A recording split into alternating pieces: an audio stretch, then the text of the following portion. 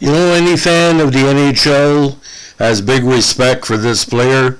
I consider him sort of an overachiever, a long career in hockey, a respectable career in hockey, and he was part of probably one of the biggest transitions of the 1990s in relation to two squads in one of the biggest trades ever in NHL history. But this guy was smooth as silk, was a hometown hero with a lot of teams, and really showed that dedication can pay off, because it pays off in respect and fans and recognition and all kind of good stuff. So today, this is a request from our good buddy on the channel, Travis Cook, who has helped us out quite a bit. Thank you, Travis. The great Benoit Hogue. Now, Benoit Hogue was drafted by the Buffalo Sabres in the second round, 35th overall in that excellent 1985 NHL draft. Now, we first came to major prominence, for me anyway, with the Bourassa Angevin of the QMJHL league, when he was one of the best players with a point-a-game pace. They had featured him on some SRC coverage for sports back in the day, because Bourassa had a very strong team. He graduated for the next 3 seasons with the very popular Saint Jean Castor of the Quebec Major Junior Hockey League. He put up some dynamite numbers, especially these last 2 seasons, where he had 198 combined points in 2 campaigns, with 46 and 54 goals and 90 and 108 points. Now, when Buffalo drafted him, we figured he was going to make the NHL, but not right away. They decided to send him for seasoning in Rochester, trying to turn him more into a two-way player. By 1988, he scored 24 goals in Rochester, and it came up to the Sabres in '88 with a goal and 1 assist in 3 games. Now, we know 2 things were going to happen with Benoit Hogue. He was going to be a long-time Sabre, but he was going to be used as trade bait, because a lot of teams were covering him, and if he wasn't going to work out in Buffalo, it was definitely going to work out someplace else, and that's exactly what happened. Now, when we look at it from a perspective, was it a good trade, better trade for the Islanders, or a better trade for the Rangers? Here's the breakdown. Now, his 3 seasons with the Sabres, 3 full seasons, were consistent. Well, by '92, either he was going to be traded or he was going to be a long-term contract. He was eventually traded. Now, LaFontaine was being coveted by the Sabres, and Pierre Turgeon was being coveted by the Islanders. This was the trade. Randy Hillier, Pat LaFontaine, Randy Wood, and a '92 fourth-round pick, which was Dean Melanson, in exchange for Benoit Hogue, Huey Krug, Dave McElwain, and Pierre Turgeon.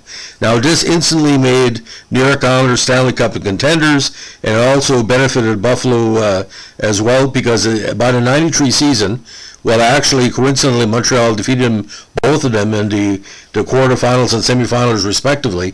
It gave more presence to both squads. Now, with the Islanders, he really took off. He put 3 consecutive 30-goal seasons. The best campaign was in '94. Again, smooth sailing, good on offense and defense, 69 points in 83 games, including 36 goals. Now, '95, he found him out of the Islander system, all the way to Toronto. He was effective in spurts with Toronto, but didn't really fit in. By the second year, he was gone after scoring 12 goals in 44 games, and he found a nice home in Dallas. Now, Dallas, to me, was a perfect fit, because under that system, similar to the Montreal Canadiens of the early 1990s, he could show offense and defense. Second campaign with Dallas was his best, 43 points in 73 games. Now, in '99, he found himself with the newly formed Tampa Bay Lightning, 25 points in 62 games, including 11 goals, and then with the Phoenix Coyotes in 2000 for a short while. Now, back to Dallas for 2 seasons in '01 and '02, then to Boston, then to Washington Capitals. Now, what really stands out for me, ladies and gentlemen, it was that 1999 Stanley Cup run for Dallas. They brought him back into the fold, and in the postseason, although he only had 2 assists, he was consistent in the 14 games he played. He was that extra oomph, that veteran presence that the team needed, and boys, he skated miles there. Now, the 105 games with the Islanders pretty well doesn't tell the whole story of his career, because he was much more than a goal scorer. Whatever was needed, power play, penalty kill, 5-on-5, 4-on-4. And those 3 stints with the Stars made him a legend in Dallas, and it's still being felt today. Now, the final 9 games that washed his career with Washington, I remember that fondly, because I think one of the regional Fox Sports had talked about the fact that Benoit was going to retire, and it was the biggest compliment I think I've ever seen. The guy said he was an NHL French superstar. Didn't have to score 500 goals, but the respect and presence he had on the ice. I didn't see in all the years I covered Benoit Hogue that he lost his temper. Most people, if you look at these penalty minute numbers, he only had 543 penalty minutes in 863 career games. And as the years went on, it just seemed he was drawing more and more respect. The elder, like an elder, First Nation elder, or an elder at a church, when he says something, people listen. Benoit would never talk very much, but when he did, people listened. So final NHL totals: 543 points in 863 games. 222 minutes in penalty, 222 goals. Kind of deceptive. He easily scored 300, but again, injuries really hampered him sometimes. 17 goals in 92 playoff games. And again, he was a little bit more rough in the playoffs with 124. But like I said, as he got older, he got more away from the cheap penalty that hampered his career at the start, especially in Buffalo, to a really more consistent. And by my estimation, if I'm not mistaken, he holds some kind of record, like multiple teams in the playoffs in the 1990s or something. Like he played, I think 4 or 5 teams in the playoffs. But I would like to see him have a deep playoff run with the Toronto Maple Leafs in the 90s. Now, I saw Toronto lose to Montreal this year. They could have used Benoit Hogue, because Jason Spezza is the same type of player. Sometimes all they do is get assists or goals in key situations. But for me, his best season, in my personal opinion, was that 94 campaign with the Islanders.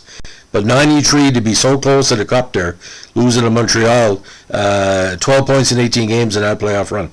That was his first chance at a cup, but that's when he came back to Dallas, and Dallas really needed him, and I don't think he would have won a cup without players like him. So good on you. So if you like what we're doing here with our profiles of some of the great French hockey stars, the Quebec hockey stars of the 1970s, give us a like, comment, and subscribe. If you're a Benoit Hogue fan, please let us know your favorite memory. For me, Benoit Hogue, when he was playing with Buffalo, when he drove the announcer nuts, because he couldn't. Hogue is not a perfect pronunciation in English. He was calling him Hoagie and Hogue and all that. He couldn't put his mind. It's Benoit Hogue. Anyway, have a good day. Bye.